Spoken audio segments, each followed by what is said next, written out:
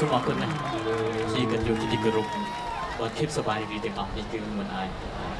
កាត់ផ្លាច់បានពីការខិតខំប្រឹងប្រែងឥតសំចៃបាទដោយសារក្រុមហ៊ុនរស្មីហងនេះគឺប្រមូលផ្ដុំដោយធនធានមនុស្សធនធានបញ្ញាដ៏សម្បូរបែបបានសម្រាប់សម្រាំងបាទរំលេចនៅបាទភ្លើងផ្កាពណ៌ដ៏ល្អឥតខ្ចោះប្រចាំឆ្នាំឥឡូវយើងងាកមក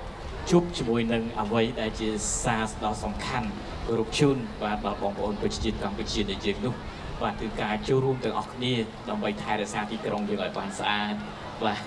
អ្វីដែលគួរឲ្យរំភើបចិត្តគឺយើងទាំងអស់គ្នាដើម្បីទេសចរព្រោះយើងទាំងអស់គ្នាគឺបានចូលរួមចំណែក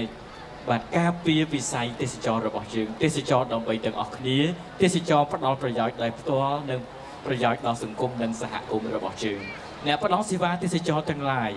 ត្រូវតែពង្រឹងសេវារបស់ខ្លួនតម្លៃឲ្យបានសមរម្យផលិតផលត្រូវតែមានគុណភាពខ្ពស់ជាពិសេសគឺមានអនាម័យនិងបដិសណ្ឋារកិច្ចល្អដល់ភ្ញៀវទេសចរជាតិនិងអន្តរជាតិសេដ្ឋកិច្ចបៃតងជាជំរើសសម្រាប់អនាគតរបស់យើងចា៎នេះខ្ញុំសូមជួបរួមអរគុណដល់អ្នកឧបត្ថម្ភនៅក្នុងកម្មវិធីមានអង្គរប៊ីស្រាប៊ីខ្ញុំប្រទេសខ្ញុំស្រាប៊ីខ្ញុំបេះដូងខ្មែរ Pepsi Cola ធ្វើឲ្យជីវិតរឹតតែស្រស់ស្រាយសហការឧបត្ថម្ភដោយ iPhone រីករាយជាមួយគ្នា X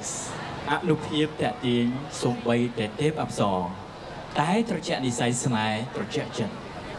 iClick ជាក្រុមហ៊ុនដែលមានអាជ្ញាប័ណ្ណនាំចូលនិងចែកចាយផលិតផល